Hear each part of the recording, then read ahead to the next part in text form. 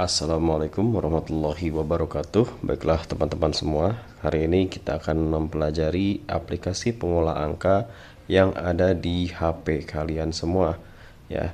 Jadi selain di laptop, ada juga di HP untuk mengoperasikan aplikasi pengolah angka yang ada di sini. Tapi sebelum itu, saya minta kalian semua download dulu aplikasinya yang namanya Polaris Office Edit and View PDF. Bisa kalian cari di Play Store, itu gratis ya. Kita pakai yang gratis aja dulu. Baiklah teman-teman, kita mulai aja pembelajarannya. Kita klik pertama tanda tambah yang ada di paling bawah, kemudian pilih sheet, kemudian pilih yang blank ya. Kita buka dokumen yang kosong ya. Setelah itu di sini ada tampilan kosong. Kita mulai dengan yang mudah dulu ya teman-teman.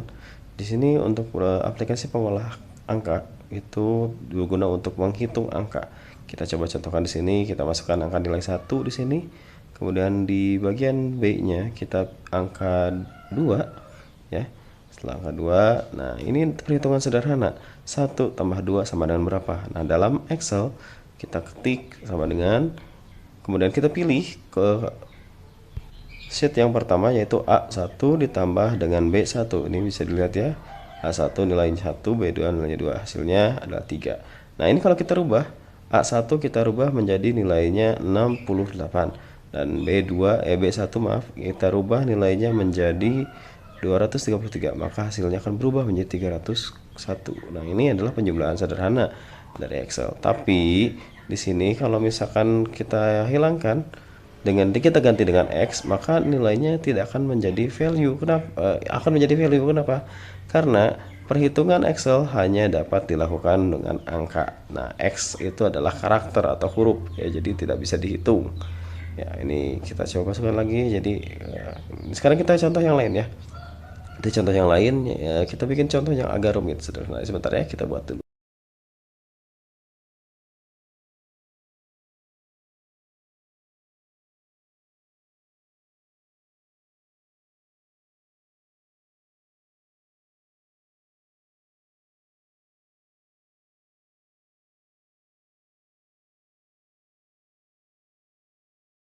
Nah, teman-teman, di sini sudah ada beberapa data ya, data sederhana. Ini untuk misalkan untuk kepanitiaan, anak anggaran kepanitiaan.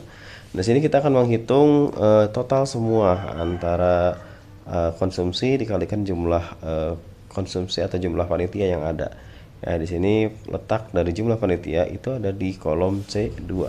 Kemudian harganya ada di kolom D2. Nah, ini hasilnya keluar hasil seperti ini. Nah, daripada teman-teman semua capek-capek ya ngetik manual satu-satu, teman-teman bisa langsung aja diklik di paling atas di sini.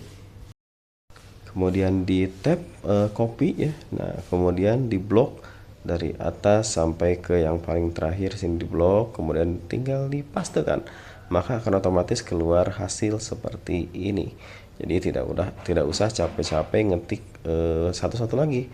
Ya, itu udah ada langsung nilainya langsung keluar. Nah, ini bagaimana nih untuk merubah nilai nominalnya? Ini kan masih tidak ada titik komanya. Nah, teman-teman pilih aja ke geser ke sebelah kanan. Di situ ada ABC 123. Kemudian pilih accounting.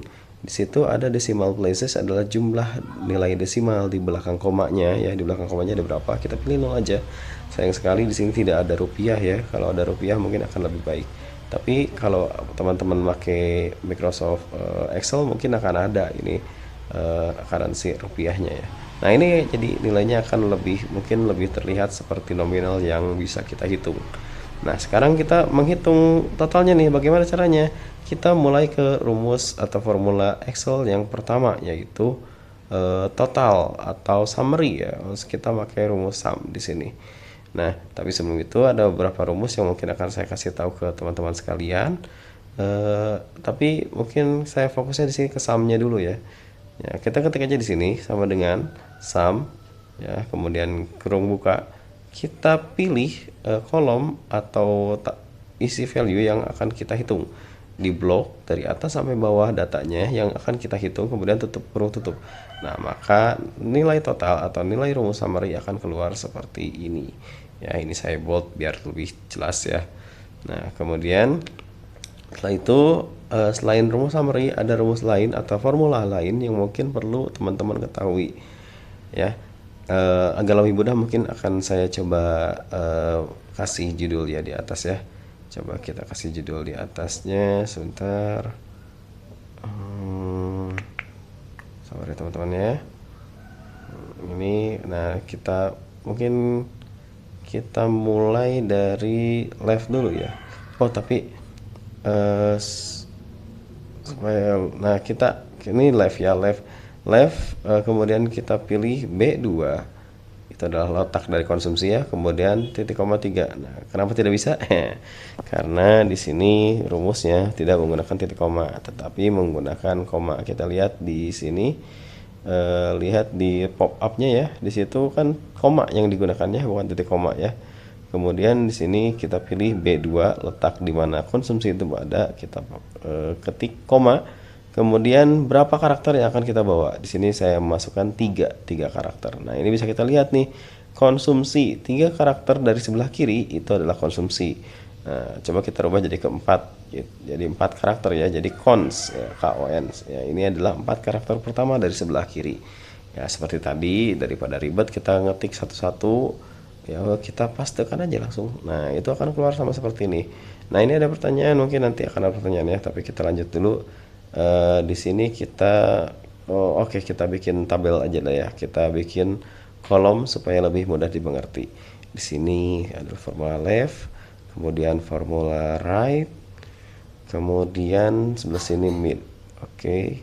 Nah, kemudian di sini oke, kita segini dulu aja, nanti kita lanjut yang lain. Nah, di sini akan ada pertanyaan, P3K itu kok cuma ada 3 karakter? Ya karena P3K cuma ada 3 karakter, dia nggak bisa kalau jadi 4. Ya, 4-nya itu spasinya. Kita masuk ke right ya. Di right ini kita tulis rumusnya. Right, kemudian ini B2, sorry ada salah, kurung buka, kemudian koma ya, ingat koma. Berapa karakter yang akan kita bawa? Kita samakan aja 4. Nah, berarti 4 karakter dari sebelah kanan. Nah, ini akan keluar UMSI. UMSI itu kan UMSI. Ya, ini 4 karakter ya. Nah, ini bisa kita copy paste lagi aja biar cepat. Nah, ini kita bisa samakan nanti. Nah, kemudian mid. Nah, mid ini agak berbeda ya kalau untuk mid ya. Mid ini rumusnya seperti ini.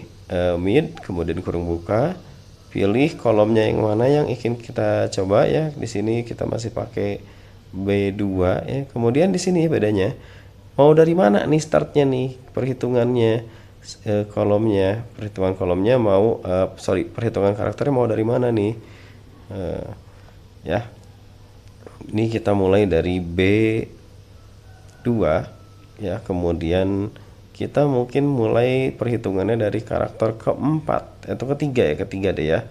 Kemudian berapa karakter yang akan kita bawa setelah karakter ketiga itu? Kita bawa 2. Oke, kurung tutup. Nah, ini salah. Sebentar ya, saya pindahin dulu ya. Ini saya pindah sini dulu. Paste. Oke, sip, aman. Nah, kita tambahin judulnya biar ini kita copy dulu, kemudian dipastekan ke sini. Kita lihat hasilnya seperti apa. Nah, jadi ada 2 karakter yang dibawa dari digit ketiga. Coba kalian diperhatikan, konsumsi digit ketiganya adalah N. Nah, kemudian 2 karakter setelah N berarti ada N sama S. Nah, berarti dari tengah diambilnya dari N, dapat keluarnya S. Begitu pula ke bawahnya. Pak, kenapa P3K cuma K-nya doang yang ke bawah? Ya karena P3K karakter ketiganya adalah K, tapi setelah itu tidak ada karakter lain. Berarti hanya K yang terbawa. Oke. Nah, sekarang kita coba mulai masuk ke formula yang agak sedikit ribet. Nah, kita formula yang lain lah ya, kita belum ribet nih. Kita ke formula yang lain, itu nilai rata-rata. Untuk mencari nilai rata-rata kita menggunakan formula average ya. Kita lihat di sini, kita tulis average ya, sama dengan average. Average dalam bahasa Inggris artinya juga rata-rata. Kemudian kurung buka, kita blok nilai rata-rata yang kita temukan. Nilai rata-rata yang ingin kita temukan itu dari 2 ke 9 ya, 2 ke 9. Nah, kita enter. Nah, maka nilai rata-rata dari seluruh pengeluaran kepanitiaan ini adalah 381.250. Kemudian kita akan mencari nilai paling kecil dan nilai paling besar dari anggaran yang ada di sini ya. Kita pakai rumus formula. Kalau yang kecil itu pakai min ya, min kurung buka di blok lagi dari E2 sampai E9, kemudian di enter. Maka nilai terkecilnya adalah 75.000. Kalau nilai terbesar itu ada di kita copy ya biar gampang. Ini min, saya copy aja ya, ini jangan ditiru ya, tapi ini biar cepat aja saya mah. Kemudian di sini klik max, nilai tertinggi ya, maka nilai tertingginya sorry ini ke bawah sampai E10, kita pengennya sampai E9 aja ya, sampai E9. Nah kita lihat di sini, maka nilai yang terbesar dari anggaran ini adalah 1.050.000. Nah itu adalah cara mencari nilai terbesar dan terkecil dari anggaran yang ada di sini ya. Kemudian setelah itu kita akan mulai masuk ke formula yang mungkin agak sedikit rumit, yaitu formula if. If-nya itu kita akan pakai yang apa ya, logikanya. Kita masukkan logikanya dulu aja deh ya. Logikanya itu seperti ini. Ntar saya masukkan logikanya ya.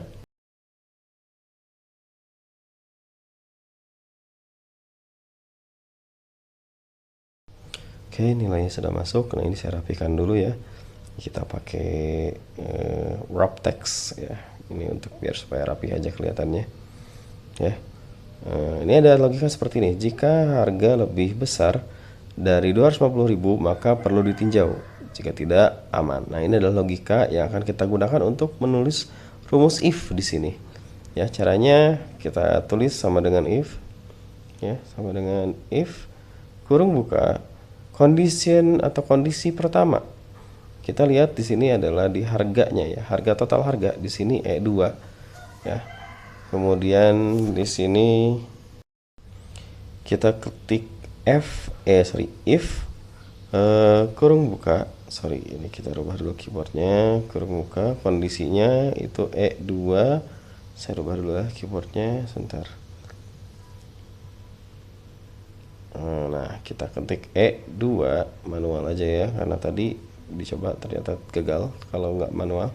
Kemudian koma ya, beri kondisinya adalah jika E2 lebih dari harganya lebih dari 250.000 maka itu perlu ditinjau. Nah ini titik ya, ini kondisinya adalah jika E2 lebih dari 250.000 maka, nah tanda petik 2 ini harus karena karakter ya, perlu ditinjau ya, petik 2 koma, jika tidak, jika kurang dari 250.000 maka itu aman, tidak perlu ditinjau. Kemudian kurung tutup, enter. Nah maka akan hasil keluar aman. Sorry ada yang salah, sorry.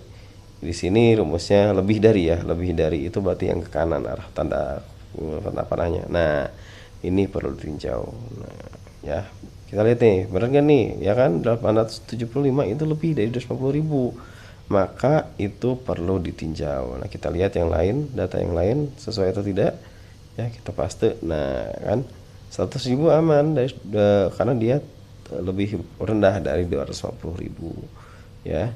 Nah jadi itu untuk perkenalan pertama aja dulu ya. Selebihnya mungkin saya harap dari video singkat ini bisa ada yang dipahami, bisa ada yang dimengerti. Nah setelah ini akan ada tugas yang akan saya berikan.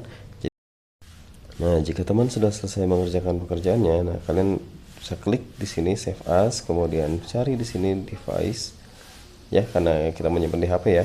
Kemudian pilih dokumen, ini bebas mau di dokumen mau di mana terserah teman-teman ya. Kemudian beri nama di sini TIK, kemudian kelas berapa, kelas 8, di underscore nama teman-teman sekalian. Nah ini kalau mau menyimpan data buat tugas nanti ya. Nah kemudian sudah selesai dan sudah tersimpan, klik dan and finish. Nah, pekerjaan Anda sudah tersimpan. Ini tugasnya, amal soleh nanti dikerjakan, dan jika sudah selesai kirim hasilnya itu ke alamat email yang nanti akan saya sematkan di pesan yang ada di dalam WA group ya. Sekian, alhamdulillah, jazakumullahu khairan. Assalamualaikum warahmatullahi wabarakatuh.